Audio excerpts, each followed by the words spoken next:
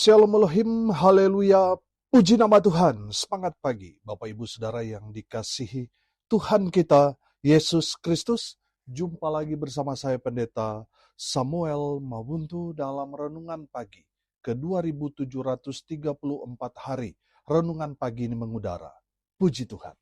Bapak Ibu Saudara yang dikasihi Tuhan, sebelum kita membaca, mendengarkan, dan merenungkan firman Tuhan hari ini, mari kita berdoa. Minta pimpinan Roh Kudus. Kita berdoa. Bapa di surga, berbicaralah kepada kami semua. Pakai firman Tuhan ini untuk menegur kami, menasihati kami, meneguhkan iman percaya kami, dan memberkati kami semua. Di dalam nama Tuhan Yesus yang adalah firman Allah yang hidup, kami berdoa. Amin. Haleluya. Bapak Ibu Saudara yang diberkati Tuhan, bersama dengan saya kita akan belajar Alkitab dari kitab Kejadian sampai kitab Wahyu. Mari buka Alkitab kita. Kolose pasal 4 ayat 1 sampai ayat 3. Demikian firman Tuhan. Hai tuan-tuan, berlakulah adil dan jujur terhadap hambamu. Ingatlah kamu juga mempunyai Tuan di sorga. Bertekunlah dalam doa, dan dalam pada itu berjaga-jagalah sambil mengucap syukur. Berdoa jugalah untuk kami, supaya Allah membuka pintu untuk pemberitaan kami, sehingga kami dapat berbicara tentang rahasia Kristus yang karenanya aku dipenjarakan. Amin firman Tuhan, haleluya. Bapak Ibu Saudara yang dikasihi Tuhan, ada 3 pesan firman Tuhan ini buat saudara dan saya pada hari ini kita akan belajar. Yang pertama pesan firman Tuhan ayat 1. Hai tuan-tuan, berlakulah adil dan jujur terhadap hambamu. Ingatlah kamu juga mempunyai Tuan di sorga. Saudara, firman Tuhan ini memberi pesan yang pertama kepada kita semua, berlakulah adil dan jujur. Pesan firman Tuhan ini ditujukan kepada tuan-tuan atau saudara yang punya bawahan.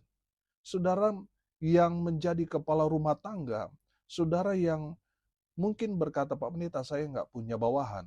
Saudara minimal, saudara dapat menjadi pemimpin untuk dirimu sendiri. Saya mau katakan firman Tuhan ini buat saudara dan saya. Amin.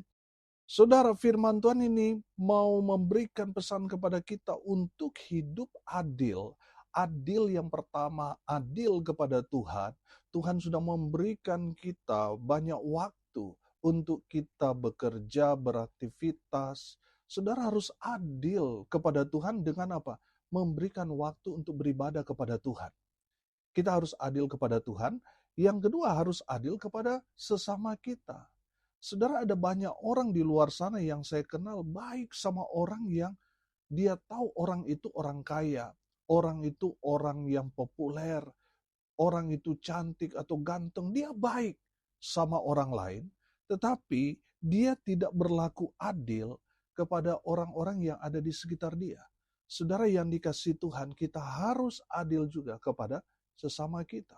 Saudara, dalam konteks kebenaran firman Tuhan ini antara Tuhan dan hamba, saudara harus bersikap adil kepada hamba-hamba saudara, orang-orang yang bekerja, yang memberikan waktu tenaga mereka sehingga saudara sampai ada di titik ini. Saudara harus berlaku adil kepada mereka. Jangan sampai saudara jor-joran kepada orang yang baru saudara kenal, tetapi saudara pelit sama orang-orang yang telah membawa saudara kepada gerbong kesuksesan. Saudara yang dikasihi Tuhan, saudara harus adil kepada mereka. Amin. Bapak Ibu Saudara yang dikasihi Tuhan, firman Tuhan juga ini berkata, dan jujur. Bukan hanya adil yang dituntut dari kita orang-orang percaya, kita juga harus jujur. Artinya kita harus berintegritas, kita harus terbuka apa adanya. Saudara yang dikasihi Tuhan, jangan tipu Tuhan. Tuhan tidak bisa saudara dan saya tipu. Tuhan tahu apa yang ada di dalam hatimu. Saudara yang dikasihi Tuhan, saudara harus jujur di hadapan Tuhan dan berlaku jujur kepada sesama.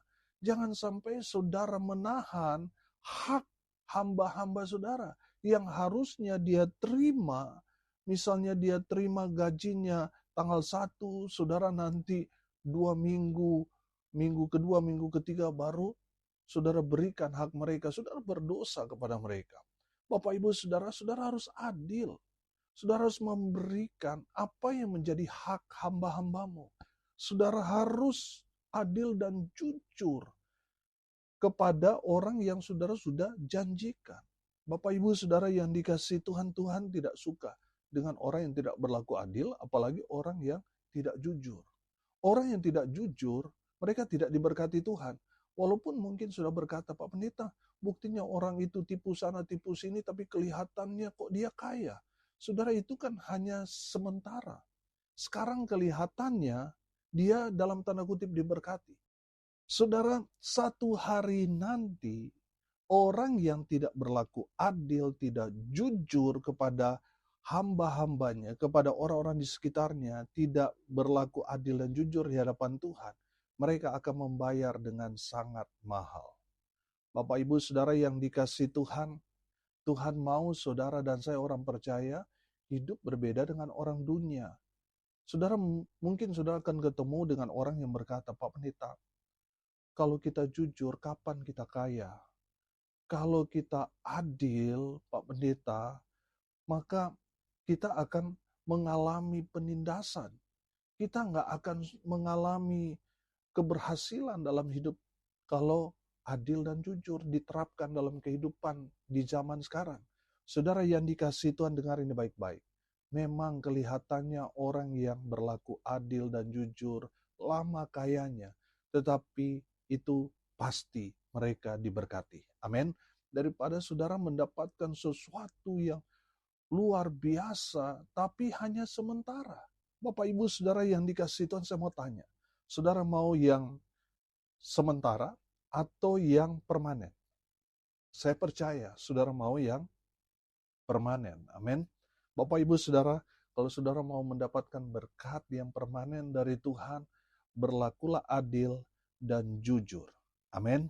Maka Tuhan yang akan memberkati saudara. Kalau saudara nggak adil, nggak jujur, saudara ingat, di atas langit masih ada langit. Saudara mungkin Tuhan bagi hamba-hamba saudara, orang-orang yang saudara pimpin, tapi saudara harus ingat bahwa di atas saudara, saudara memiliki Tuhan yang Maha Kuasa, yang punya segalanya, bahkan pemerintah yang memerintah di bumi dan di surga. Saudara akan mempertanggungjawabkan semuanya di hadapan Tuhan. Bapak Ibu Saudara, pada akhirnya orang-orang yang tidak adil, tidak jujur, mereka akan dihukum. Makanya selama kita hidup ini kan ujian yang paling besar. Apa yang kita lakukan di dunia ini akan kita pertanggungjawabkan di hadapan Tuhan di satu hari nanti. Oleh karena itu saudara, berlakulah adil dan jujur. Pesan firman Tuhan yang kedua kepada kita ayat 2, perhatikan. Bertekunlah dalam doa, dan dalam pada itu berjaga-jagalah sambil mengucap syukur. Haleluya. Saudara yang dikasihi Tuhan, firman Tuhan ini memberikan pesan kepada saudara sekalian, bertekunlah dalam doa. Bertekun itu selalu saya katakan, itu bicara konsisten. Amin. Sekarang berdoa, besok berdoa, sampai pada akhirnya Tuhan panggil dalam posisi kita berdoa. Amin. Saudara, bertekun itu berarti dari dulu sekarang sampai Tuhan panggil, kita masih terus lakukan itu. Masih terus berdoa. Amin. Mungkin sudah berkata, Pak Pendeta, kapan doa saya dijawab? Saudara, saya mau katakan, doa-doamu Tuhan dengar. Dan pastinya, sebelum Tuhan panggil saudara, Tuhan akan menunjukkan kuasanya kepada saudara yang setia berdoa. Sebelum Tuhan panggil saudara, akan melihat semua doa-doa saudara Tuhan jawab. Amin. Kalaupun mungkin ada yang Tuhan tidak jawab di zaman saudara, Tuhan akan jawab di zaman generasi berikutnya kepada anak cucu saudara. Amin. Lihat Abraham. Janji Tuhan kepada Abraham itu Tuhan genapi kepada anak cucunya sampai sekarang. Amin. Bapak Ibu Saudara yang dikasihi Tuhan, bertekunlah dalam doa. Dengan bertekun dalam doa, kita dalam posisi berjaga-jaga. Amin. Saudara yang dikasihi Tuhan, dalam kebenaran firman Tuhan ini memberikan pengertian kepada kita. Kalau kita sedang berdoa, kita ada di dalam kondisi atau posisi sedang berjaga-jaga. Dan Tuhan mau kita selalu mengucap syukur kepada Tuhan. Karena itulah kehendak Tuhan bagi kita. Tuhan senang kepada orang-orang yang selalu mengucap syukur. Dalam keadaan yang mungkin tidak beruntung, tapi dia selalu puji Tuhan. Tuhan senang dengan orang-orang seperti itu. Amin. Yang selalu mengucap syukur dalam segala hal. Bukan hanya saja diberkati kita berkata puji Tuhan. Apakah di saat kita sial, di saat kita rugi, di saat kita sakit, apakah kita masih tetap bersyukur atau tidak?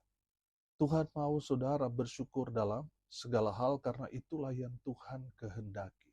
Tuhan mau umatnya selalu mengucap syukur.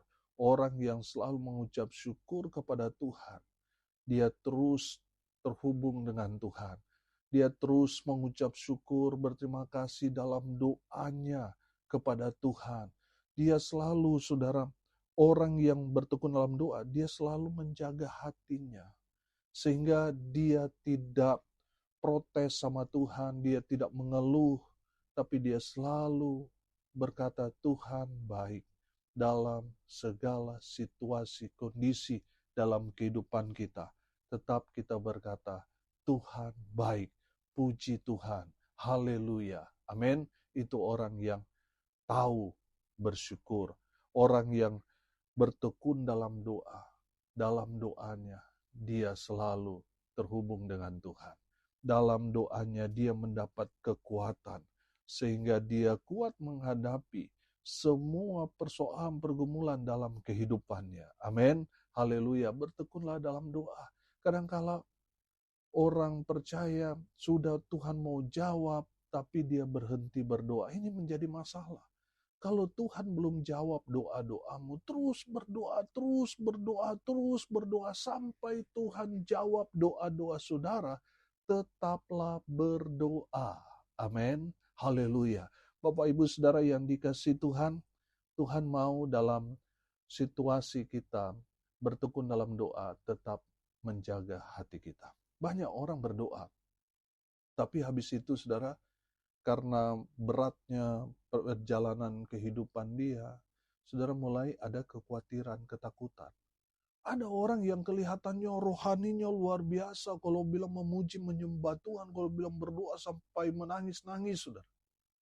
Tapi habis itu, saudara, dia langsung bilang, pinjam 100 dulu.